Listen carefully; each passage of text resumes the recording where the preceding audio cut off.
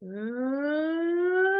wanted to share with you a funny this morning that happened because I kind of find it super relatable. My youngest is in this phase where he's finally starting to read the things around him and he's questioning everything, which is like both a blessing and a curse, right? Because I want to keep him curious, but he's oftentimes asking me questions that I don't know anything about. So anyway, this one, he was reading the back of these snacks that my oldest son was bringing in, and he was asking about what all the numbers meant. And I was trying to explain to him, like, in some ways, those numbers are telling you how much energy that you can get from this particular food. And that to him was really exciting because right now he's in this, like, I have to be the fastest at everything. And he equates energy to like being a fast runner. So he was like, well, I need to find the foods that have like the highest numbers on the back of them then, because I want to be the fastest.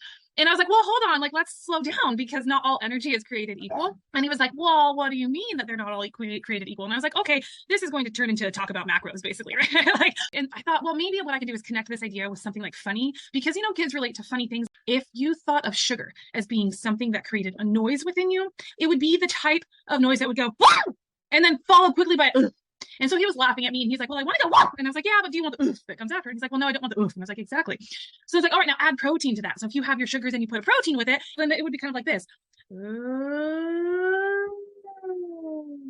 Right? So you just get like this gradual increase in energy and then a gradual come down and typically not as big of a oof.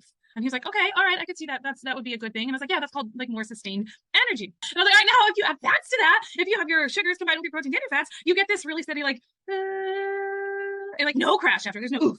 Like, do you see how that sustained energy would be better? Because then you can do more for a longer amount of time and you'll feel good, right? And you're like, oh, that makes sense. So I don't want to go all the time. I want to go, I was like, exactly.